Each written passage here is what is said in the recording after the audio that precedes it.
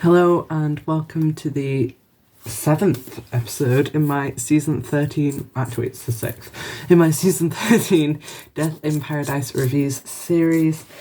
Today we will be concluding, well, not concluding, but we will be continuing looking at Death in Paradise season 13.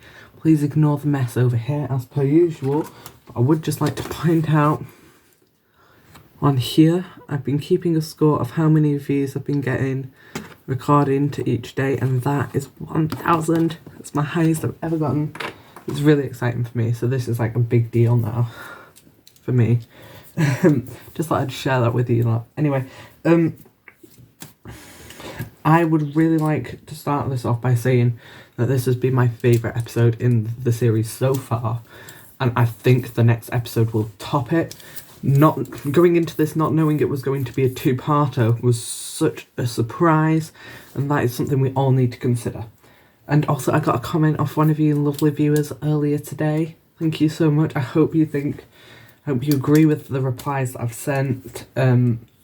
Honestly, you gave me so much to think about. Thank you so much.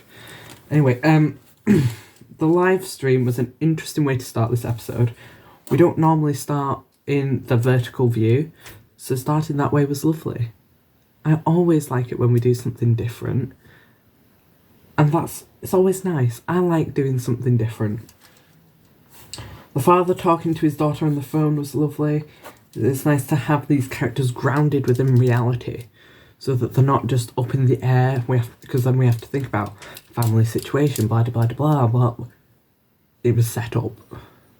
We just had to run with it, and that was brilliant, and I loved that. The conversation between the girl and one of the group was interesting, was nice to watch. The girl who I'm referring to here is obviously the victim, and the male within the group, who are all the suspects throughout this episode. It was nice to have the suspects set up in this group, as I refer to them in all my notes. They are just the group. Which is a lovely situation to be in, where each suspect knows each other really well. So when we do the get-together at the end, it doesn't feel like you've just gone and got all these people from all over the island who not necessarily know each other. But I think this one was set up in a way for it to be realistic, which is nice. I like realism in shows like these, especially when we don't get it very often. I've set up my phone backwards, so if I keep looking like I'm looking to the left, I'm not. I'm just looking at the screen, because the camera's to my right. I've set up the stand weirdly. I think I'm looking, I can't tell, because the screen's on this side. I can't tell whether I'm looking at you or not, so if I've not been doing, I apologise. I'll set it up properly next time, but I was in a bit of a rush today. I would like to apologise, I didn't get this video out today, which is Tuesday the 19th of March. It will be going up tomorrow, which is Wednesday the 20th of March, when I will be at the theatre watching Sister Act's 2024 UK tour. So if you're interested in watching that video, let me know. The girl on her own was an interesting choice for the murder, especially when we consider that within the opening section of this episode, where we normally establish the victim,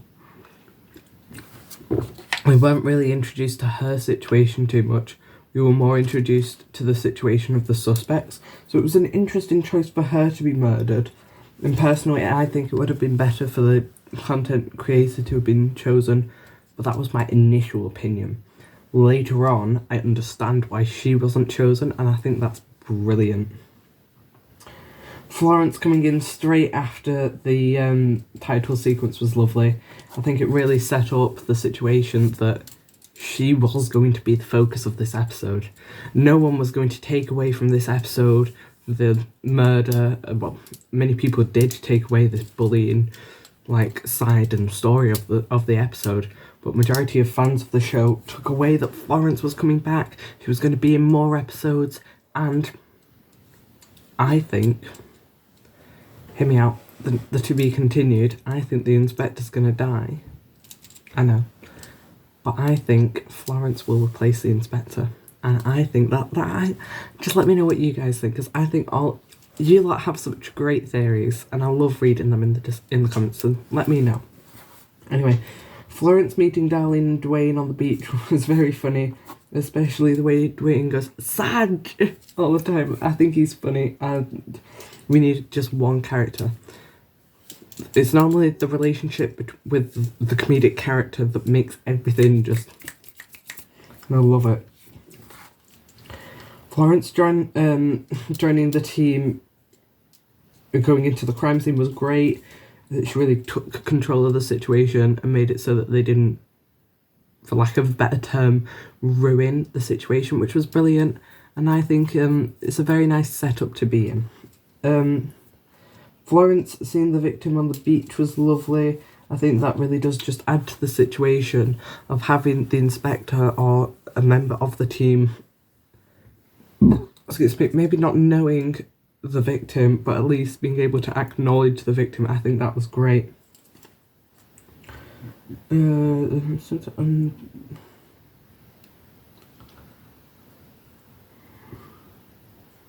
Yes, the inspector upgrading for a new backpack was long overdue in his views.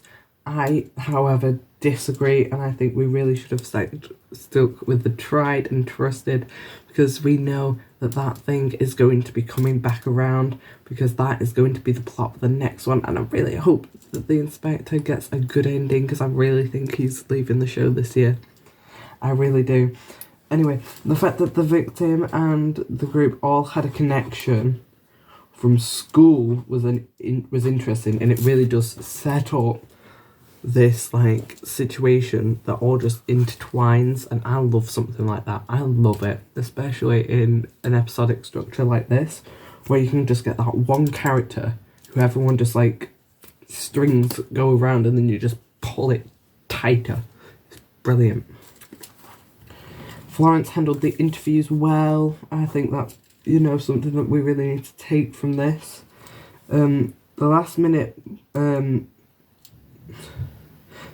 booking was interesting for the victim, but it's probably a good thing as well, especially because she finally got the chance to confront her childhood bullies, something not many people get to do, and I think that's something we really need to take away from this. The video calls with Florence were well set up. A lot of them had some great conversations and interactions between the inspector and Florence and it was great to just have the commissioner be there for a lot of this as well, because we finally get the commissioner after so long being in a lot of episodes this series, because a couple of years ago the commissioner would just be in a couple of episodes a series. Same with Catherine, so it's nice to see that they're in almost all of them now.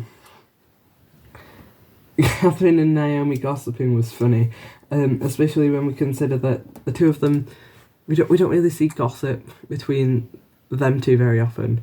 The majority of the time the gossip comes from Dwayne and Darlene, so it's nice to see that. The potential relationship between Neville and Florence is lovely. It's well set up, and I really do hope that they do something with it in the next episode. I've already shared my thoughts on what I think is going to happen, but I do think that there will be something more to take from it. Dwayne taking advantage of room service was a lovely detail and very funny.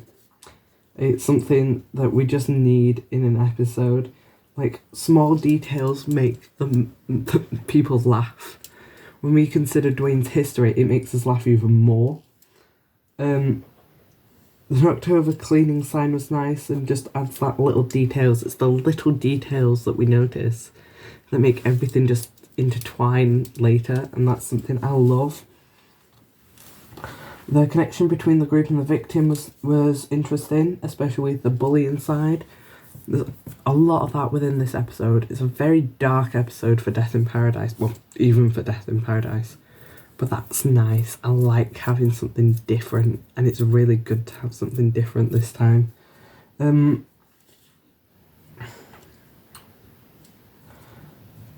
idea of deflection with the childhood bully was interesting.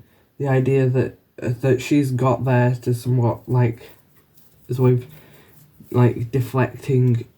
No, so one of the childhood bullies deflecting their opinions onto this person onto the victim it was an interesting plot point to go down.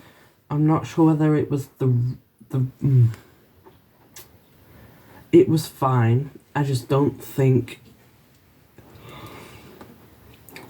everyone's going to agree with me, but I liked it because no bully is just a bully. There is always something behind it, and that is why. And I like knowing that.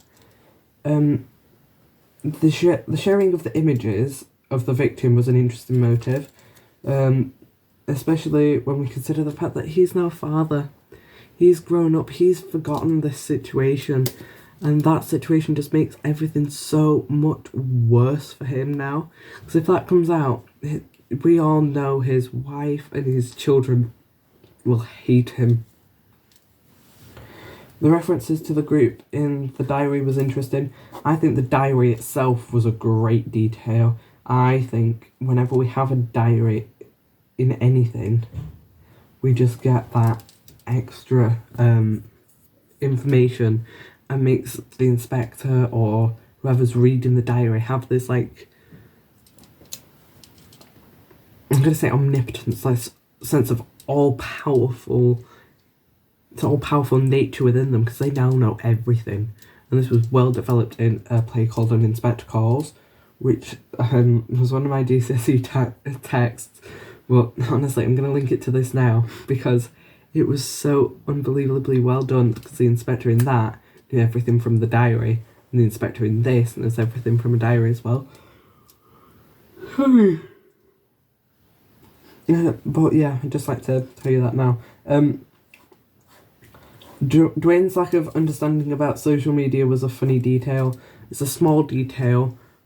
Most people won't pick up on it. Most people will just be like, oh, okay, and then move on. But it's the small details. We need those small little details, because it just adds. Any small detail within an episode makes it better, in my opinion, and that's what I need. Anyway, Florence's conversation with Darlene about witness protection was nice. It's interesting to learn what witness protection is like, because I'm presuming none of us are in witness protection. I'm presuming, like, I will never be in witness protection. Well, I'd hope so, at least. So to know that, and to know that everything we read, everything we've watched about this character in witness protection is just, they couldn't talk to anyone, they couldn't make any friends. It was just, hello, oh, yep, I'm just going to take these back to my house. That's all they ever got. That's painful to, it was really uncomfortable, but if anything, it was really interesting to watch, and I really hope we get more things like that in literally anything. So let me just see how every member of the group... Yes, it was really nice to see how every member of the group managed to influence, and every single one links to the death in some way, and that is brilliant. I'm so sorry. I'm filming this at like 9 o'clock. I'm so tired. Anyway, the idea of losing a friendship was sweet. It was lovely. It was well put together, and I did like that.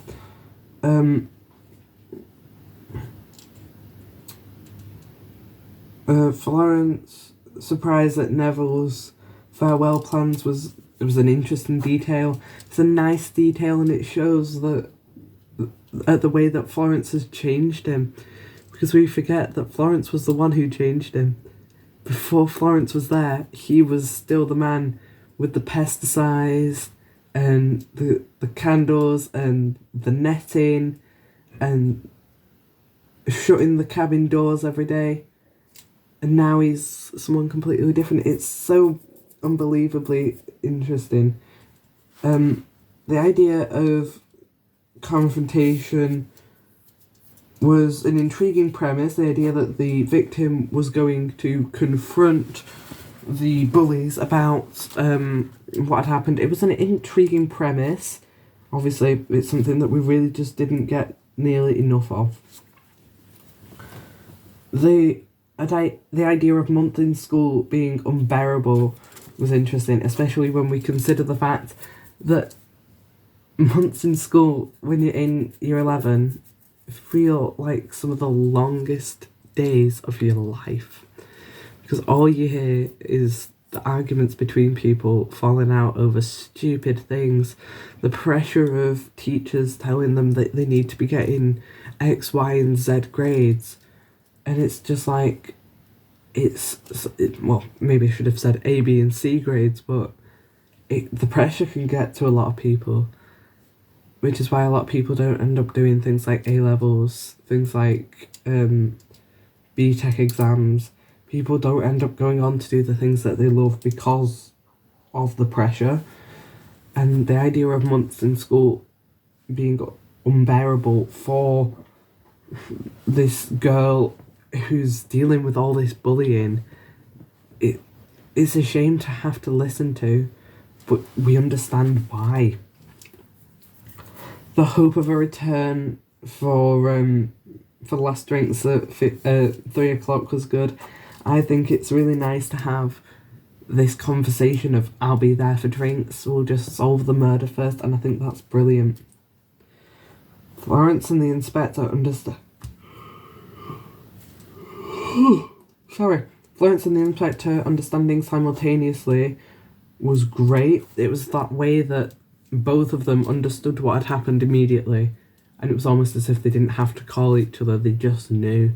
And that is something that, obviously it's unrealistic, but this show is already unrealistic. A British inspector going to live in a little shack and run investigations on an island, it's so unrealistic. I mean, it's not even on a real island, but it's good enough to intrigue me as someone who's watching, and that's good enough. Florence calling their work a good team was nice.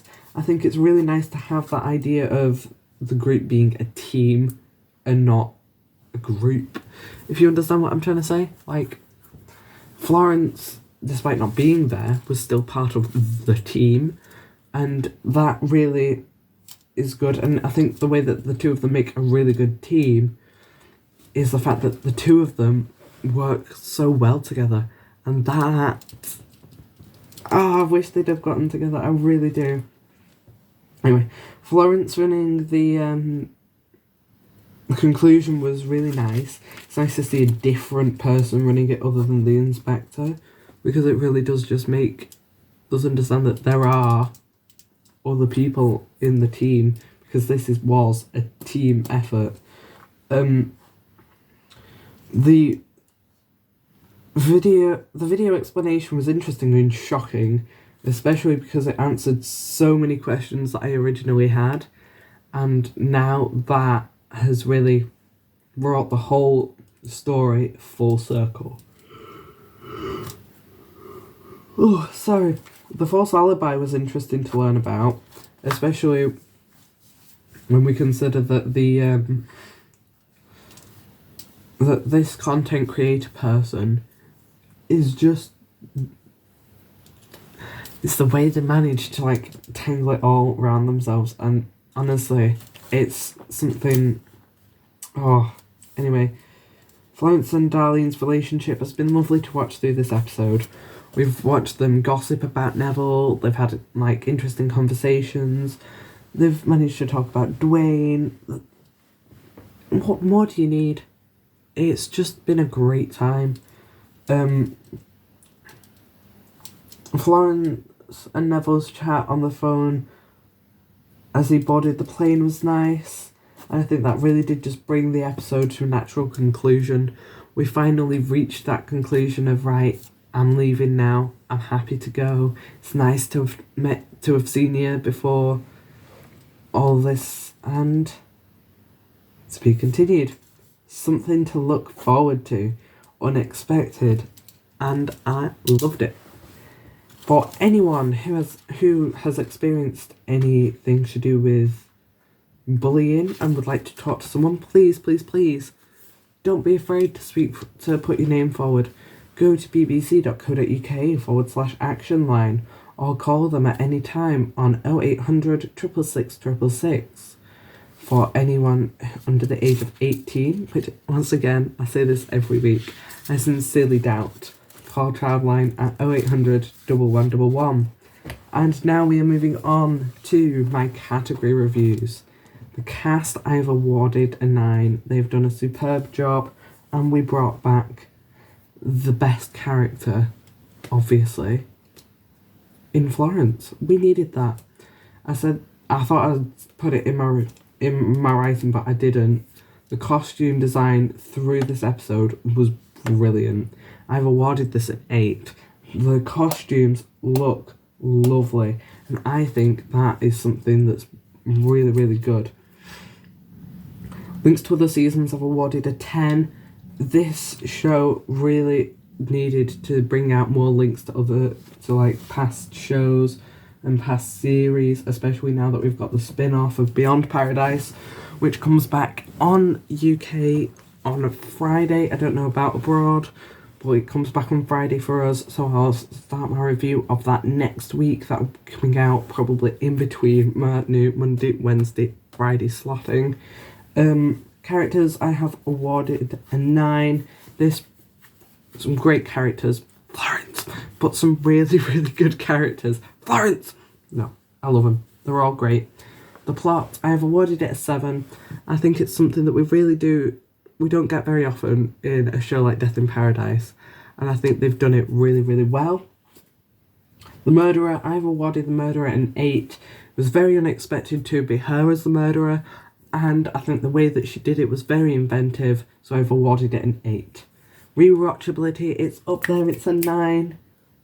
And finally, for rewatchability, I have awarded it a 5. For those in other countries, please, please, please, let me know where you can watch it and if you can watch it. I'm just preparing now for Doctor Who, because that comes in May. We have dates for that now. I will not be starting my writing and my review for it. I will be watching it as it broadcasts on BBC, and I will do a joint one for the double episode, like I will do for the Casualty double coming up this weekend. So I'm going to have to find some space in my device for that. Anyway, thank you so much for watching this video. If you've made it this far, why not tell me what you think's going to happen in the next episode? Let me know if you think my theory is correct, and more importantly, make sure to leave a like, subscribe, and I'll see you in the next one. I have enjoyed doing this series so much, so let me know if you want me to do it next series. Bye bye.